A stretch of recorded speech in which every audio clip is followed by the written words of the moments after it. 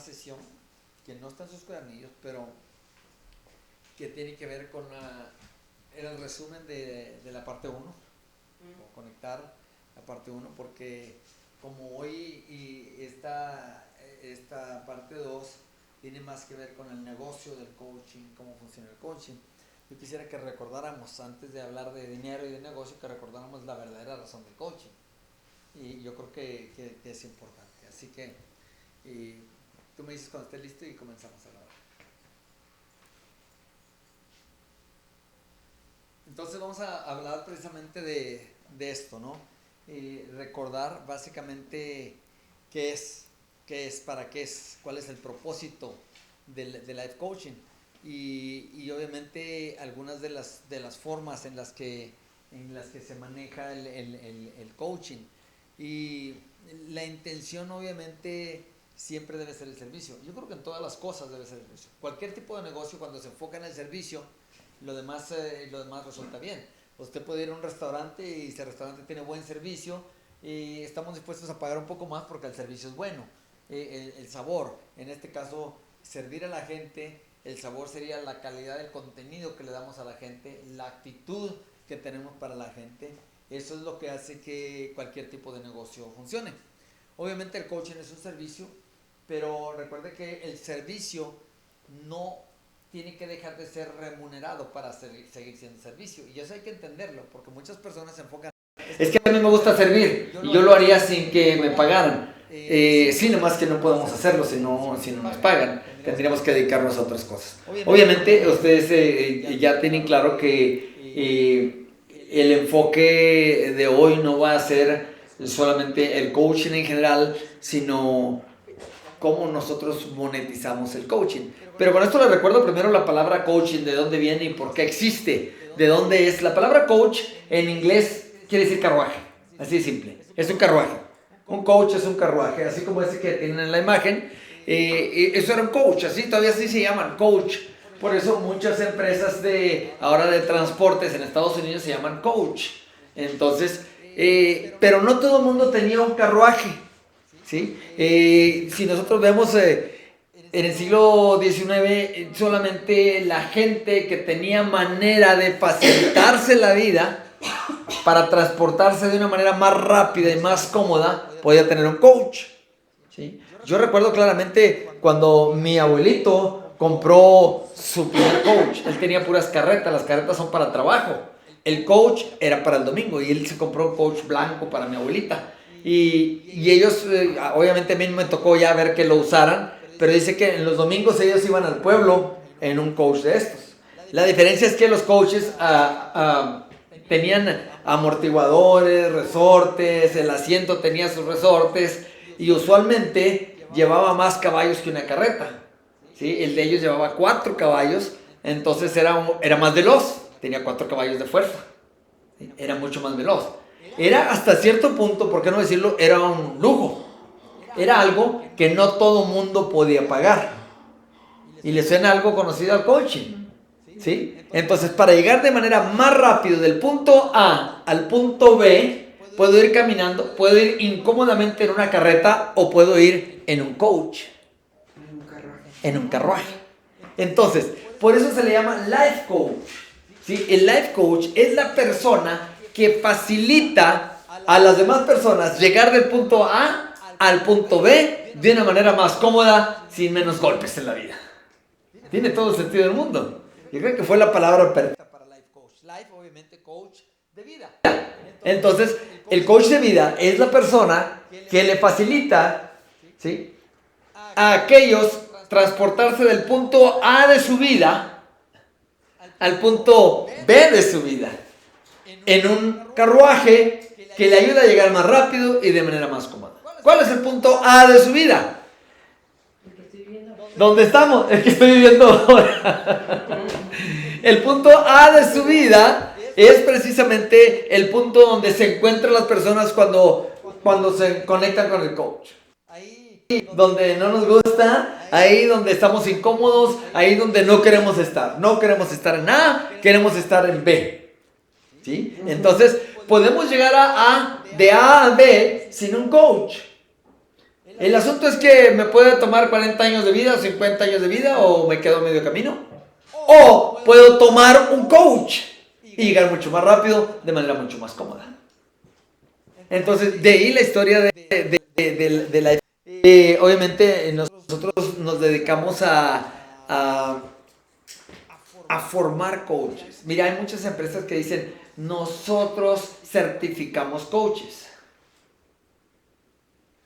La intención no es solo certificar, la intención es formar. La formación es importante.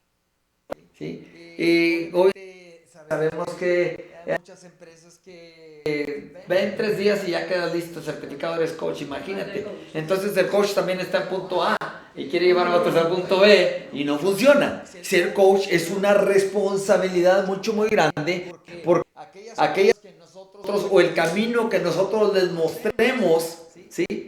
Y que muy posiblemente van a seguir, en gran parte será nuestra responsabilidad.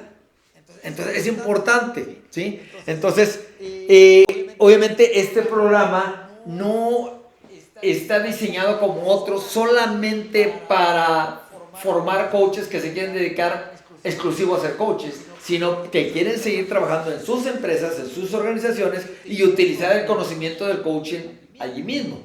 Por eso es que nosotros no hablamos demasiado o no enfatizamos demasiado en procesos de reclutamiento y si eres líder tienes que poder traer 10 personas, si no, no estás demostrando que eres líder. No es la intención tampoco.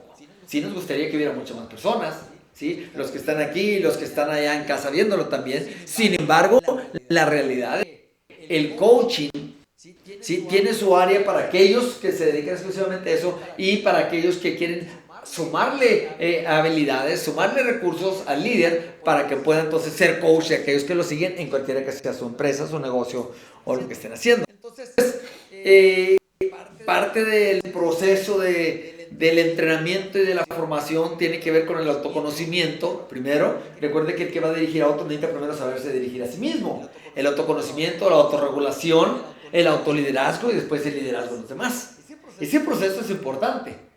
Es un proceso que requiere de humildad del coach. Muchas personas ya tienen un título de coach y todavía. Entonces, nuestra principal responsabilidad es salir de punto A, ir caminando al punto B. Tal vez no hemos llegado a punto B y hay que ser realistas, porque tampoco podemos vivir pretendiendo que nosotros ya lo sabemos todo. ¿Sí? Si no, miren en esta gráfica que le hago, uno puede ser coach de otro, aunque no esté en punto B, pero que vaya más adelante que el otro. Entonces, para poder seguir siendo coach, yo necesito ir siempre creciendo, siempre aprendiendo. El proceso del desarrollo personal o desarrollo humano. Entonces, no se puede ser coach, en este caso sin diplomados. No se puede ser coach sin desarrollo personal. Note, continuo. Y esto es importante, continuo. La responsabilidad del coach es estarse preparando y formándose de manera continua. Vamos con algo mucho más sencillo y de menor responsabilidad. Imagínense que usted es un mecánico de autos. Si es un mecánico de autos, todos los años salen autos nuevos. ¿Qué pasa si un mecánico de autos no se está preparando todos los días? Deja de ser relevante. Y de rato va a tener que poner un anuncio en su taller que diga solamente reparo carros viejos. Por eso es que la persona que se quiere dedicar al coaching necesita estar siempre aprendiendo y reaprendiendo. Por eso es que el trabajo del desarrollo personal nunca termina. Y además que nosotros somos la máquina más compleja que puede existir. Nosotros somos la máquina más compleja. Usted pensará que una computadora es muy compleja, no sé, una estación eléctrica es muy compleja, lo que sea. Nada es tan complejo como el ser humano. Entonces siempre habrá algo nuevo que aprender. Veamos acá, entonces, el propósito del life coaching. ¿Cuál es la intención en realidad? ¿Sí? Y la intención obviamente es ayudar a sus clientes. Vamos a ir hablando en un momento más. ¿Cómo se llaman las personas? Yo he escuchado a algunos coaches que dicen mi paciente. No es su paciente porque usted no es médico. No somos médicos. Es cliente. Porque es una relación de intercambio. de información y de experiencia por dinero. ¿Sí? Y eso hay que irlo entendiendo. Por eso es que entender o recordar, en este caso, la historia del coaching es importante. No todo mundo podía tener un coach. No todo el mundo podía tener un coach. Solamente las personas que habían adquirido la capacidad para lograr eso. ¿Sí? Y obviamente le daban la importancia. ¿Sí? ¿Qué hace el life coach? Una de las primeras cosas que hace el life coach es ayudarle a las personas a tener una vista panorámica de su vida y obtener claridad en su propósito. Esa es una de las cosas importantes que hace un life coach. ¿Sí? Ayudarle a ser claro, a ser enfocado, a ver sus metas, a tener claros sus objetivos. ¿Sí? Esos objetivos que van a cambiar radicalmente la vida y le pueden ya empezar a ahorrar años. Porque recuerda que el que no tiene claro a dónde va, arranca para todas partes. Si no tiene claro a dónde va, ya llegó. Ya llegó, sí, cierto. ¿Qué otra cosa hace el life coach? Obviamente ayudarle a las personas a lograr sus objetivos, ¿sí? Y vivir una vida de bienestar. ¿Sí? Y en este caso, de bienestar integral.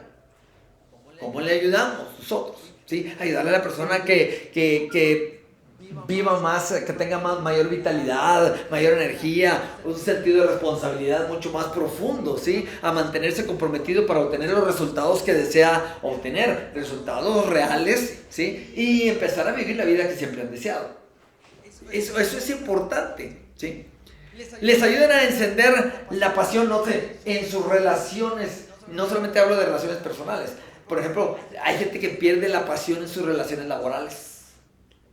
Y que hace algo, inicia un proyecto muy emocionado, pero va perdiendo. Porque no entiende la ciencia de la motivación. Y es importante que el coach le ayude a la persona a entender cómo mantenerse motivado. Note, el coach no es un motivador. Nosotros no vamos motivando a la gente. Nosotros vamos enseñándole a la gente, ayudándole, acompañándolos para que aprendan a mantenerse motivados ellos mismos. El motivador genera dependencia. El coach genera independencia.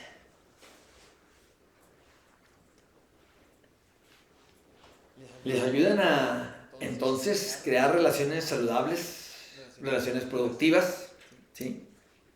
Les ayuda a descubrir cómo romper las creencias que lo llevan, por ejemplo, al autosabotaje. El autosabotaje en todas las áreas, incluso el autosabotaje relacional.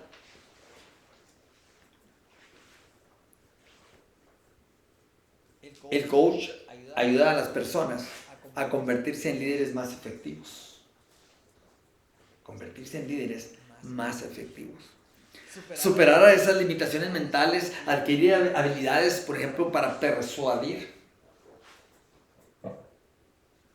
Recuerda que persuadir no necesariamente es una palabra negativa, porque persuadir es tener la capacidad de generar suficientes argumentos que convenzan a la persona, le inspiren, ¿sí? A hacer, ¿sí? Aquello que desea hacer. La capacidad de persuadir es importante en el liderazgo. ¿Cómo convenzo yo a una persona de que necesita hacer mayor esfuerzo, que necesita comprometerse mejor? Persuadirlos requiere de la adquisición de una serie de características, ¿sí? de argumentales que le permitan a la persona sentirse siempre motivado. El coach le ayuda también a las personas a hacer crecer sus negocios. A hacer crecer su negocio. Por ejemplo, a manejar el concepto de la fe práctica. Dejar ya de estar siempre en el concepto de la fe teórica, esperando que las cosas sucedan por obra de la casualidad o la divinidad. ¿Sí? El coach debe de ser una persona muy práctica. Enseñar conceptos que sean aplicables de manera sencilla.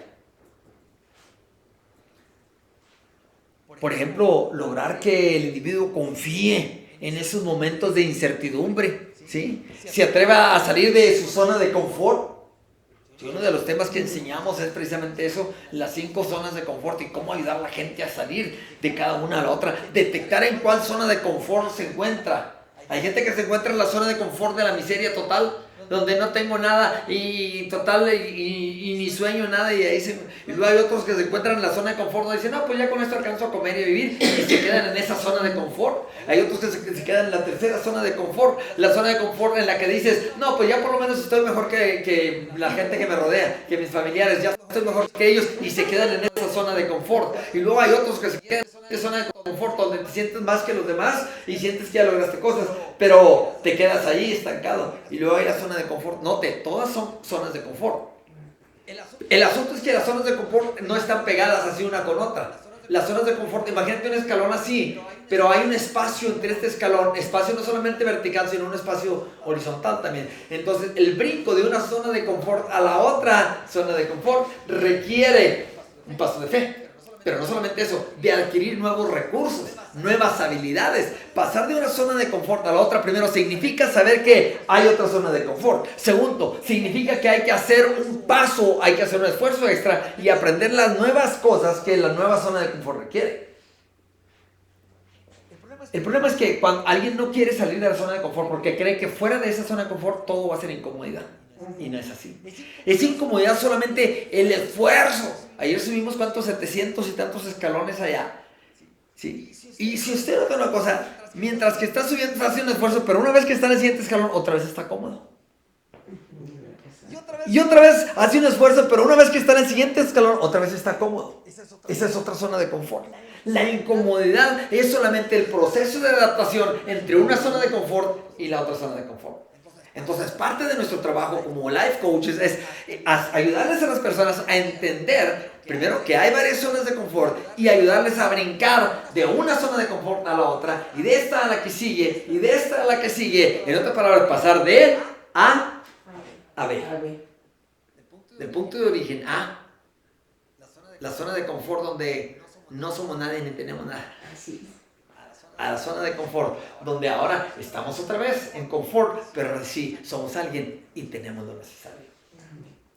Entonces, cuando hablamos de coaching, ¿qué es? ¿Qué es el life coach? Vamos a recordar un poquito esto que vimos en la sesión, en la 1, en la parte 1. Hay diferentes tipos de life coaching, ahorita vamos a recordarlos cada uno de ellos. El coaching personal, por ejemplo. Hay coaching grupal, diferente. Pero no hay que confundirlos con otras áreas parecidas, por ejemplo, la consultoría. No hay que confundirlos con la tutoría, no hay que confundirlos con el asesoramiento y mucho menos hay que confundirlo con la terapia. Es totalmente diferente y las técnicas y las estrategias que nosotros enseñamos son totalmente diferentes también. No hay que confundirlo con la consejería tampoco. Obviamente, cuando uno estudia varias de estas áreas, en mi caso, soy consejero, estudié 3 años de consejería familiar, soy terapeuta porque estudié psicología, soy coach porque entonces en una entrevista puedo utilizar diferentes técnicas, pero las técnicas se utilizan a propósito, consciente de eso. Por eso les digo que estos procesos nunca terminan, siempre hay algo más que sumarle y nos va dando habilidades. Hay momentos en que se requiere ser el consejero si tenemos la preparación. Hay momentos en que se requiere ser el coach si tenemos esa preparación. Y hay momentos en que se requiere ser el terapeuta si tenemos la preparación. Ve cómo siempre le podemos ir sumando. Entonces, obviamente no hay que confundirlo. Sí, hay que tener claro cuándo estamos haciendo una cosa y cuándo estamos haciendo otra cosa. El proceso del coaching, obviamente, aborda usualmente proyectos personales, ¿sí? De life coaching. ¿Sí? Porque el business coaching no son procesos, proyectos personales, sino proyectos de negocios, ¿sí? Entonces, y una cosa que hay que entender, la gente siempre quiere decir, es que quiero ser mejor, quiero vivir mejor. Tienen toda la razón del mundo. La primera pregunta que el coach pregunta, entonces, asumamos que estamos en el punto A, donde no quieres estar, algo no te gusta de aquí. Para ti, ¿qué representa el punto B? Es la primera pregunta. ¿Qué representa el punto B? ¿A dónde quieres llegar o qué quieres lograr? ¿Cómo quieres vivir? ¿Qué es lo que no te gusta del punto A? Porque como life coaches, entonces desde ahí nosotros tenemos la habilidad de decir, ok, ya sé, no le gusta esto, no le gusta esto, no le gusta su estado de finanzas, no le gusta su relación personal, no le gusta, eso es punto A. Tenemos que definir lo que es punto A primero. Ahí empieza el coaching. Porque lo primero que tenemos que saber es saber dónde estamos. ¿Dónde está la persona? Y él tiene que saber dónde está. ¿Por qué? Porque tanto él como nosotros tenemos que definir las expectativas y saber si las estamos cumpliendo. Porque una vez que él me dice, mira, no me gusta esto y esto y esto, entonces nosotros vemos cuál es la primera que vamos a tratar. Por ejemplo, que diga, no, es que mira, a mí no me gusta cómo trato a tipo de trabajo porque me enojo, me desespero mucho. Ah, ok. Y en tu relación personal, en el matrimonio, no, pues también me enojo, me desespero, ¿sí? Y acá también me enojo. Ah, entonces no es el problema con el equipo, no es el problema con la esposa o el esposo, el problema es contigo mismo.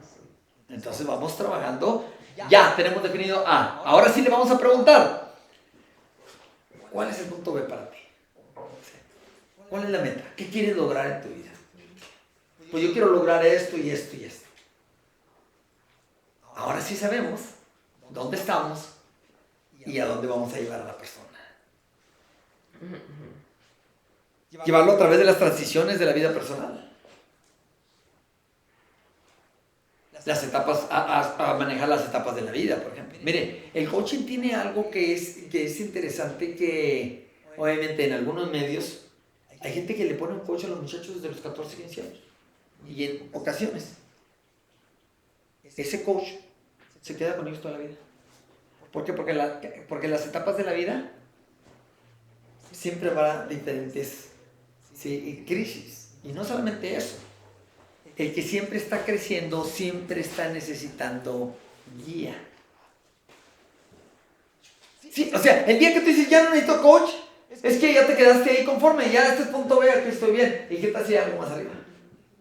Te quedaste conforme, te quedaste limitado, te quedaste satisfecho con quedarte entre medio de punto A y punto B. ¿Sí? ¿Qué no es un life coach? ¿Sí? Muchas personas hablan de ser coach y terminan ofreciendo terapia. ¿Sí? Otros son terapeutas y lo que ofrecen es coaching o consejería. Para practicar esta profesión del coaching, ¿sí?, de una manera formal y de una manera que sea seria y que sea responsable, es primero necesario diferenciar el coaching de cualquier otra actividad que sea similar. Hay que diferenciarlo. Primero. Porque luego alguien dice te voy a dar coaching y lo anda ahí exorcizando para sacarle los demonios. O todo lo contrario. O todo lo contrario. Sí, hay gente que revuelve. A ver, te voy a dar coaching. Y el atole le dice, ¿me permites orar por ti? Y ya empieza a hacer el atole ahí una capirotada. Hay que tener bien claro. Ahora, cuando la situación lo amerita, estás en el ambiente adecuado y todo, pero hay que hacer notorio que ya terminamos esto aquí. Ahora, si tú me permitieras, eso ya es totalmente aparte. No podemos estar haciendo esa ruptura. La gente entonces se percibe que la gente le pierde el respeto a la profesión. Sería como que si vamos con un médico y te da la receta, ¿no? Y ya te dice, mira, vas a tomar esto y esto. Ah, perfecto, genial. Y que el médico te dijera de repente, oye, antes de que te vayas, si quieres, mira, aquí tengo unas hierbitas, te voy a dar una barredita. Entonces dices tú, a ver, ¿cómo está este asunto? Y tú dices, este médico ya no me parece médico, a mí me parece, no sé, brujo o algo, ¿no? ¿Ves como por salirte, aunque creas que le estás añadiendo o sumando algo más al proceso, el hecho de que lo tengas ahí hace que se le pierda el respeto a la profesión? Y obviamente a ti como coach. Entonces no podemos hacer eso. Es importante. Ahora, yo creo en la oración, pero en hacer revoltura, no. Sí, hay que entenderlo. ¿Okay? Entonces, el coaching no debe confundirse con mentoreo. Sí, la mentoría se define como ese proceso mediante el cual el colega o un colega de rango que tiene mayor experiencia o que ya ha pasado por el puesto, la posición donde tú estás, ahora te dice, mira, cuando yo estaba ahí yo le hice así y entonces puedes hacer eso. Eso usualmente se da mucho en los trabajos, en los empleos donde estás poniendo a alguien en un lugar donde tú estabas y tú asciendes al siguiente nivel, entonces tú estás mentoreando a esa persona para que lleve las cosas como tú las llevaste. Pero el proceso de mentoría obviamente no funciona en el life coaching, no funciona en todas las áreas porque la vida de todos no es igual. Eso es más bien para procesos que son similares. Y en la vida, todo. Para empezar, temperamentos, tipos de relaciones, ¿sí? Nos damos cuenta, sueños, visiones son totalmente diferentes. Entonces, el mentoreo más es el consejo sistemático. Sí, o sea, sí, yo te voy a aconsejar que mira, aquí funciona de esta manera, aquí funciona de esta manera. El consejo de cómo hacer sistemas y operaciones más que cualquier otra cosa. Esa es una mentoría. Usualmente un mentor es una persona que ya pasó por donde tú estás ahora y ahora te dice cómo hacerle para que tengas éxito en la posición en la que él estaba antes. Y luego tenemos, el coach no debe confundirse con consejería tampoco. Mire, uno escucha cómo se habla en la consejería. El consejero, la palabra lo dice, le dice a la persona qué debe hacer. El coach nunca le dice qué debe hacer. Sí, el coach trabaja mediante preguntas socráticas. ¿Cuál es la diferencia? O sea, no, ay manita, mire, aquí les va. Usted escucha a mucha gente dando consejos, no manita, es que lo que tienes que hacer es esto, tú larga eso. ¿Sí? O tú deberías de hacer esto. Entonces, el coach está cometiendo un gran error en el momento que dice, tú deberías de hacer esto. Yo que tú harías esto, yo que tú sí, pero yo que yo no. Nosotros no damos consejo. Le voy a decir, ¿por qué? Primero, ¿quién somos nosotros para dar consejos?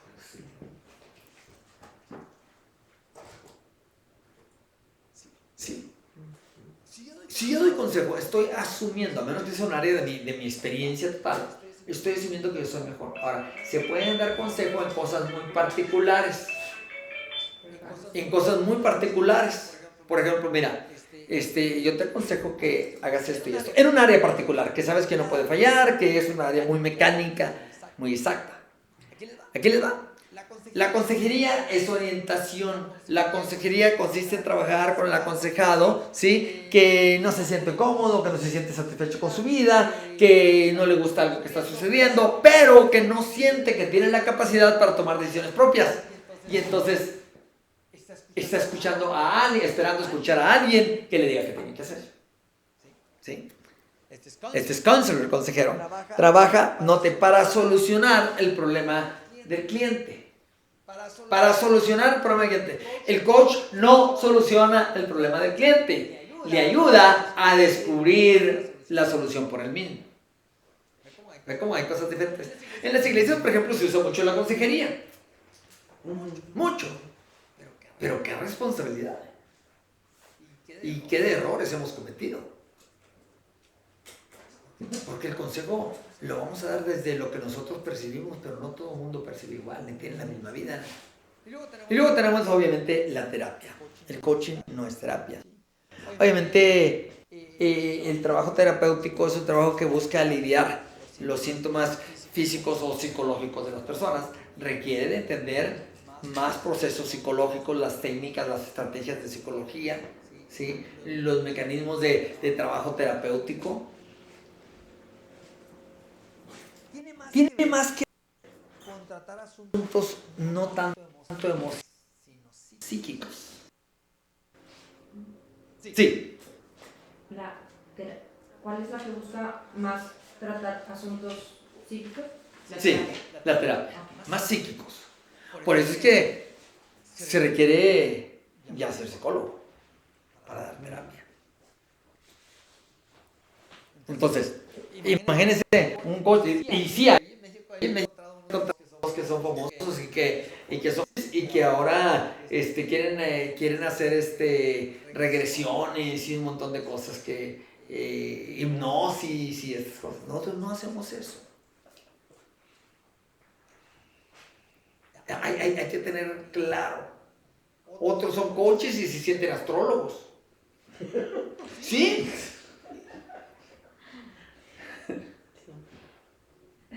Otros son coaches y especialidad en aromaterapia. Eso tiene su lugar y su momento y su razón de ser. Pero eso no tiene que ver con el coaching. Son cosas totalmente diferentes. Y el otro es obviamente la consultoría. El consultor que proporciona la pericia, ¿sí?, desde sus habilidades naturales para ayudar a otros a resolver los asuntos usualmente empresariales. Asuntos más empresariales, técnicas, ¿sí? ¿Cómo desarrollar un negocio de forma?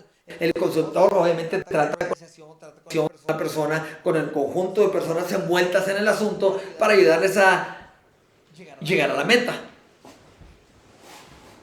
El coaching tampoco debe confundirse con capacitación. Capacitación es una cosa. Sí, la capacitación es más bien un proceso transaccional, no transformacional. Esa es la gran diferencia. ¿Sí? Capacitar es ayudarle a las personas a desarrollar ciertas habilidades, usualmente técnicas. Es más transaccional. Por ejemplo, una capacitación de ventas. Perfecto. Técnicas, estrategias, cómo hacerlo. Pero el coaching es más transformacional. O sea, no cambiar técnicas o estrategias de ventas o nada más, sino más bien lograr una transformación en el individuo. Que la persona cambie. Y obviamente el coaching tampoco es entrenamiento, aunque se pudieran utilizar algunas técnicas de entrenamiento. El entrenamiento es cualquier preparación o cualquier adiestramiento.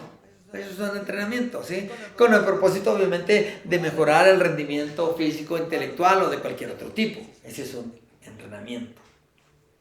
Entonces, irlo teniendo bien claro nos ayuda a saber cuándo estamos haciendo coaching y cuándo no estamos haciendo coaching.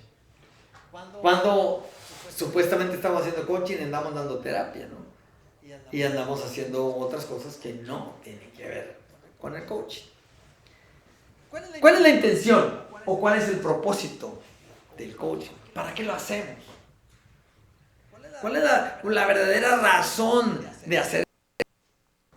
Y vamos a ver un listado de cada una de ellas y ustedes se van a ir ubicando con que en algunas, y algunas ya las hacen ustedes, tal vez algunas ya las están practicando, ¿no?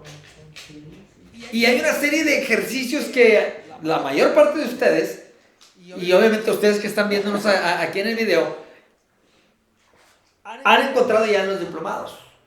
Por ejemplo, ayudarles a encontrar su propósito de vida por medio del ejercicio o los ejercicios que ya conocemos, ¿no? Encontrar propósito de vida, hay obviamente varias opciones para esto, pero una de las primeras o principales razones por las que las personas que no han encontrado el propósito de su vida. Número 2, sanar el pasado. Cantidad de gente, si no la gran mayoría. Y uno de los ejercicios que utilizamos para conocer y empezar el proceso de pasado es el familiograma. Otro propósito, conocimiento, o sea, autoconocerse. Y recuerda que el autoconocimiento, el coach utiliza ejercicios como el círculo del temperamento, la persona descubriendo mi personalidad, entre otros ejercicios que nos permiten ayudarle a la persona a autoconocerse. Otro, el rendimiento. Personas que sienten que trabajan mucho y no les funciona, algo no está funcionando, que requiere un proceso de enseñanza de gestión del tiempo. Cómo gestionar nuestro tiempo. Y para eso utilizamos ejercicios como el círculo de la administración del tiempo, que ya todos ustedes ya lo han hecho. Imagínense que ustedes estuvieran tomando aquí entrenamiento para coach y que no supieran nada de esos ejercicios. Esa es mi pregunta. Esa es mi pregunta. Con la gente que va y se certifica para coach y no ha hecho todos estos ejercicios ni sabe cómo hacerlos. Sería como ser médico y no haber estudiado nada de medicina. ¿Sí? Entonces, tenemos que haber aprendido cómo funcionan, no solamente para nosotros, sino cómo aplicarlo a los demás.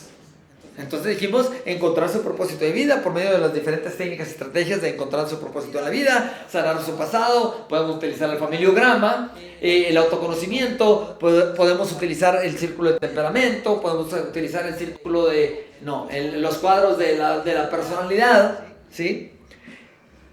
El tiempo, gestión del tiempo, utilizando el círculo de las horas de la semana, podemos utilizar eso. Tenemos el control de las emociones por medio de conocer la inteligencia emocional, la inteligencia social, las razones de por qué somos como somos y hacemos lo que hacemos, aunado, por ejemplo, al familiograma. Y luego tenemos, por ejemplo, organizar las prioridades, la organización de prioridades en la vida por medio, por ejemplo, del triángulo. Con eso le podemos ayudar a las personas a organizar sus prioridades en la vida para que logren cumplir el propósito o las metas que se han propuesto. Tenemos también eliminar la postergación. ¿Ve cómo son los problemas típicos de la gente? O sea, cuando arreglamos todas esas cosas, mire, y qué interesante, ya estaremos en punto B. Esa es la diferencia. No saber hacer todo esto, no hacerlo y hacerlo es estar en A, estar en B.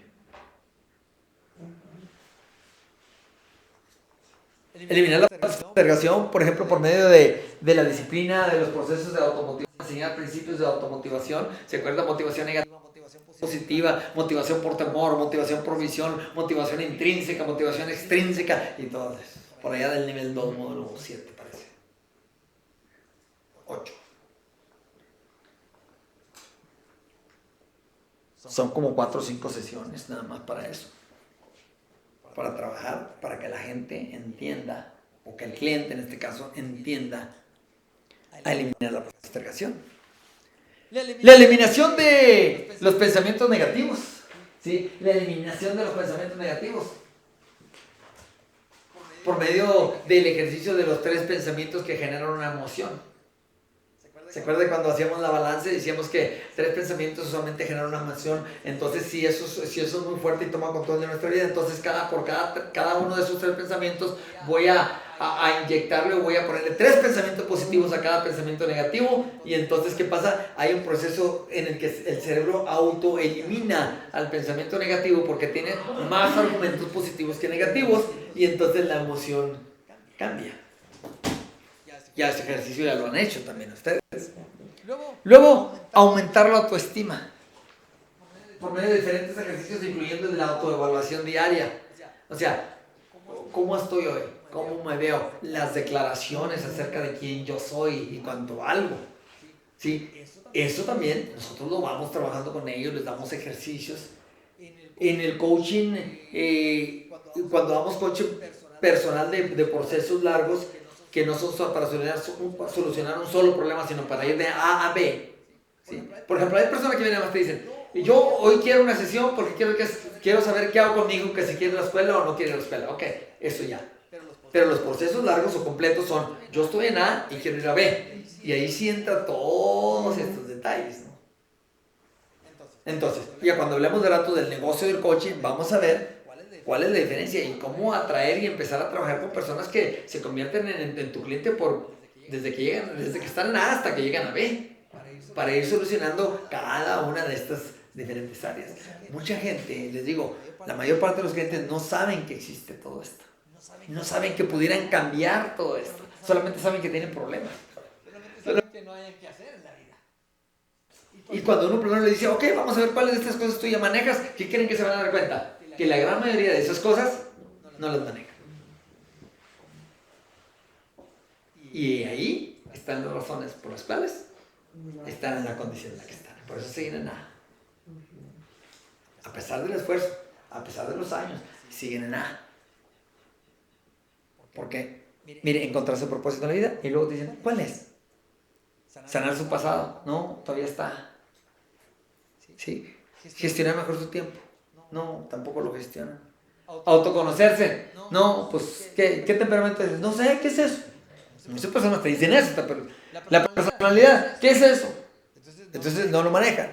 Administrar su dinero, tampoco. Recuerde, el de administrar su dinero tiene que ver con la relación profunda e intrínseca entre las finanzas y las emociones. La mayor parte de las decisiones financieras tienen que ver con emociones. Malas emociones, malas finanzas. Eliminar, aumentar la autoestima, el manejo del estrés. ¿Sí? El manejo del estrés tiene que ver con todos los cursos o las clases que damos que tienen que ver con de la fe práctica. Miren, hay que ser realistas. El estrés tiene mucho que ver, ¿sí?, con la falta de fe práctica. La fe práctica produce una actitud, ¿sí?, que elimina o baja los niveles de estrés. No espere usted que nada más de repente diga, ay, ahora sí ya no tengo nada de estrés. No, hay situaciones que requieren acción y que el estrés, recuerde que en medidas saludables te genera un estado de alerta creativo en el cerebro. Y que bueno, ok, entonces hay que hacer esto, hay que solucionar, ándale, dale, y aceleras tu capacidad productiva. Pero hay un nivel en el que te enferma, en el que te daña la vida. El estrés que no te lleva a la acción, te lleva a la enfermedad. Entonces, aprender a detectar, ayudarles a detectar esto. ¿Qué más hacemos, no? Les ayudamos a las personas a desarrollar su resiliencia. Eso es muy importante, ayudarle a las personas a desarrollar su resiliencia, encontrar el propósito de la dificultad y el propósito del dolor. Nos ayuda a tener resiliencia. Eso nos aclara las cosas en medio de la dificultad. Y ahí obviamente tenemos también un ejercicio en el nivel 3 ya muy detallado acerca de ayudar a las personas resilientes. El manejo del estrés, aprender la asertividad es otra cosa. Aprender, ¿se acuerdan de comunicación pasiva, comunicación agresiva? Ya ese ejercicio usted de memoria. En un lado la comunicación pasiva basada en la inseguridad, en la baja autoestima, ¿sí?, en la dependencia. La comunicación agresiva basada en la codependencia, en la necesidad de control. Y la comunicación asertiva, dijimos, la capacidad de decir las cosas como se tienen que decir, en el momento que se tienen que decir y siempre con la intención de construir. Esa es asertiva. Ahora, note, no confundamos, y esto hay que enseñárselos también a los clientes. Comunicación asertiva no siempre quiere decir comunicación agradable. Y hay que tenerlo claro. La comunicación asertiva a veces es firme. ¿Cuál es la diferencia entonces? Para que no pase a ser violenta o agresiva. ¿Sí? A veces es firme con las decisiones, pero no agresiva con la gente. Porque a veces pensamos, es que no es asertivo porque habló muy fuerte, muy firme. No, la comunicación asertiva en ocasiones requiere de eso. Pero no violenta el derecho, ¿sí?, de la persona, ni mucho menos afecta su identidad. ¿Se acuerdan de cuando hemos hablado de que se divide a la persona del hecho? Entonces, vamos contra el hecho, no contra la persona. Y contra el hecho podemos hablar con firmeza. Podemos ser cortantes. Podemos ser muy definidos. Pero que las palabras que digamos no afecten la identidad del individuo. Y eso sigue siendo asertivo.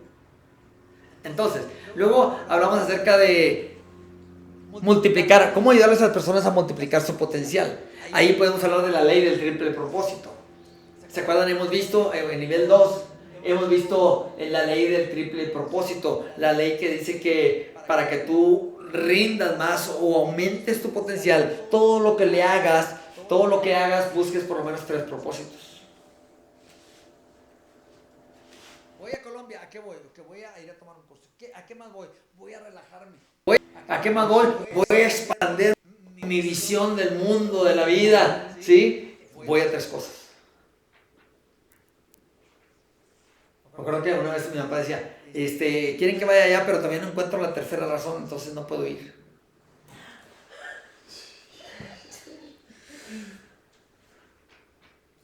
Digo, la tercera razón puede ser otra cosa. ¿Sabes qué? De una vez me voy a relajar 2 días. O de una vez voy a hacer esto, voy a hacer lo otro. O voy a comprarlo y me lo traigo. O sea, hay que encontrar una tercera razón. De hecho, por ejemplo, la primera ocasión que fui con Mercedes a Tasco. Y yo dije, una buena razón, bueno, pues voy a ir a conocer gente allá, que puede abrir puertas, etcétera, etcétera. Pasarla con ellos siempre te alimenta, te enseña algo. Pero la tercera dije, no, pues me voy a comprar como unos $300 de cosas de plata y me los llevo de regreso y se convierten en 900 en Estados Unidos. Listo, y en una bolsita así. Y ya encontré el tercer propósito. Entonces, la ley del triple propósito hace que el tiempo te rinda. En un año haces 3 cosas en lugar de una sola. ¿Qué más? Eso es importante. Luego tenemos otra área en la que podemos nosotros ayudar a nuestros clientes. Nosotros podemos ayudar a nuestros clientes, por medio de ayudarles a encontrar un balance en la vida. Y eso, ¿se acuerdan del círculo de la vida? Las 10 diferentes áreas: el área profesional, el área de espiritualidad, el área de familia, el área de matrimonio o de intimidad, el área el área social y de amigos, el área de física. Y son las 10 diferentes áreas para ver cómo andamos de balanceados en nuestra vida. Y luego tenemos otro, encontrar balance, aprender a tomar decisiones por medio de los mapas mentales. Es buenísimo, eso es de lo máximo. Si supiéramos ayudarle a la gente a construir mapas mentales, la gente puede ir tomando sus propias decisiones, mucho más analizadas. Y luego eliminar la resistencia al cambio. Eliminar la resistencia al cambio del ejercicio de los procesos del cambio. ¿Por qué se da resistencia al cambio? Razones de la resistencia, raíces de la resistencia. Por ejemplo, recuerdan en aquella lección, el diplomado, en el que hablamos de la gente se resiste a hacer aquello que no entiende. Número 1. Y a veces los líderes queremos llevar a las gentes a nuevos lugares cuando la gente no entiende el lugar al que va. La gente se resiste a hacer mayor esfuerzo. La gente se resiste a la incomodidad. La gente se resiste. Entonces nosotros, cuando detectamos las razones de la resistencia, podemos ir eliminando cada una de las razones de la resistencia de las personas para que la gente deje de resistirse al cambio. Nunca se van a resistir mientras que no entiendan las diferentes razones. Y les ayudamos nosotros a los clientes a ir eliminando esas razones.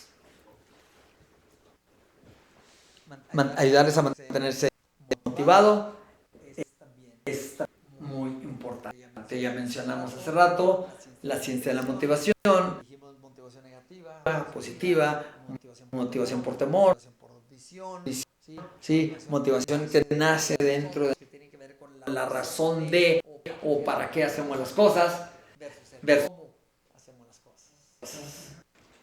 ¿Sí? Cuando la razón es suficientemente fuerte, el cómo se descubre de alguna manera. ¿Sí? Si la razón para hacer algo, mira aquí está un ejemplo. Si la razón es suficientemente fuerte, el cómo lo vamos a hacer. Sí, lo vamos a hacer. Entonces, este también es trabajo que nosotros les ayudamos. La mayor parte de la gente se preocupa en el cómo va a hacer algo. Y por eso abandonan demasiadas cosas. Si tenemos el para qué, o sea, la razón por la cual nosotros vamos a hacer las cosas, el cómo de alguna manera se resuelve.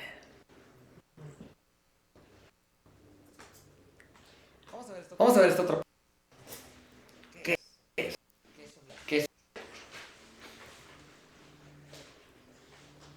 Una cosa que hay que entender y que nos ayuda a nosotros como life coaches es que un life coach debe de verse a sí mismo como un profesional, pero debe de actuar como un profesional también.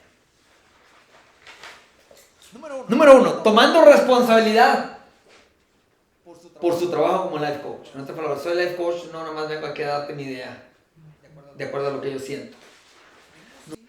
Es que tú tienes que cobrársela, porque mira, a mí cuando me lo hicieron, eso no es life coach. No vas a ayudarle, no vas a hacer nada.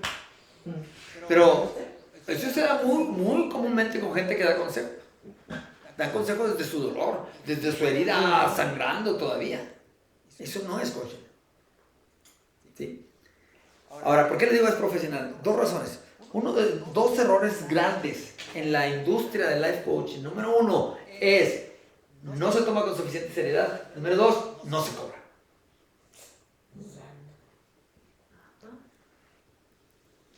No se joven?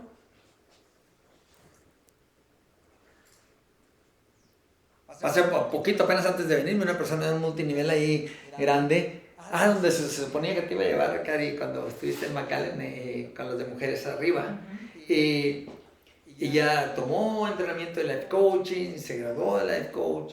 Y me dice, no, es que yo creo que eso fue dinero que invertí mal y pues no le he sacado nada. Le digo, a ver, tú trabajas con mujeres y tienes, no sé, 400, 500 mujeres en esa organización. Y le digo, pero no lo usas tú en lo que estás haciendo. Dice, bueno, sí lo uso, pero pues no me deja de... Es que no lo estás manejando, comadre.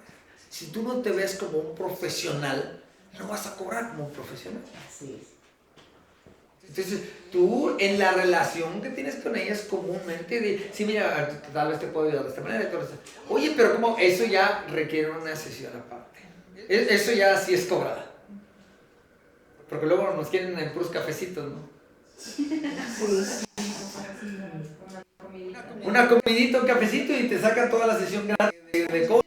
Y tú no te estás respetando a ti mismo. Esa es la realidad. No te estás viendo como... ¿Tú crees que la otra persona te ve como un profesional? No. Si te viera como un profesional, ¿sí? Te va a contratar, te va a pagar, pero también te va a exigir. También te va a decir, ok, espero esto.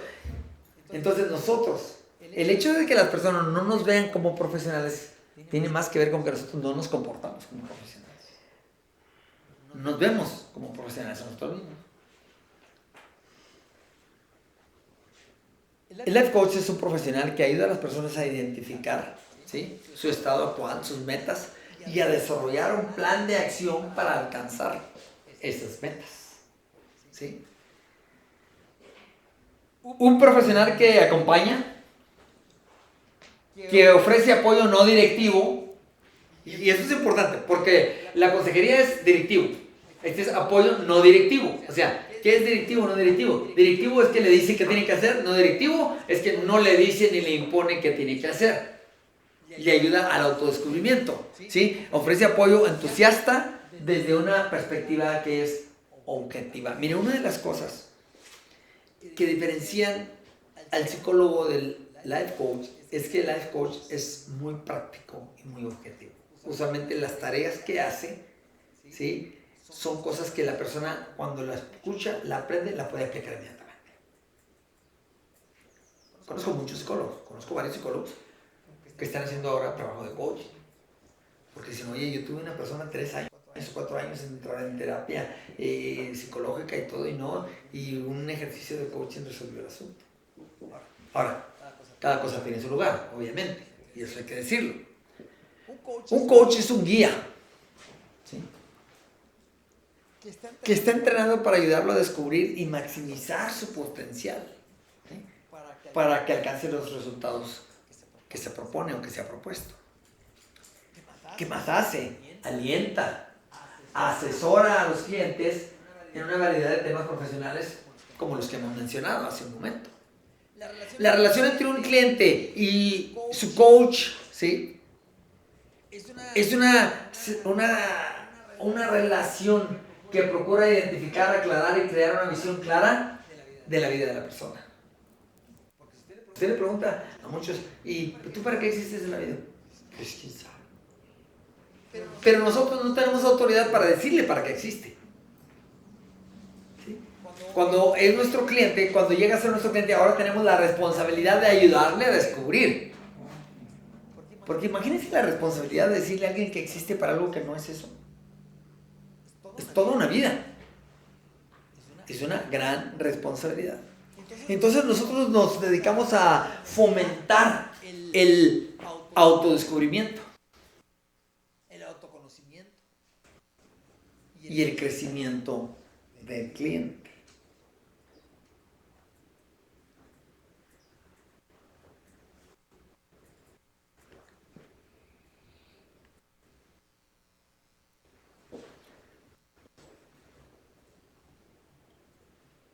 Ayuda a fomentar la responsabilidad del cliente para aumentar su productividad y su nivel de plenitud y satisfacción en la vida.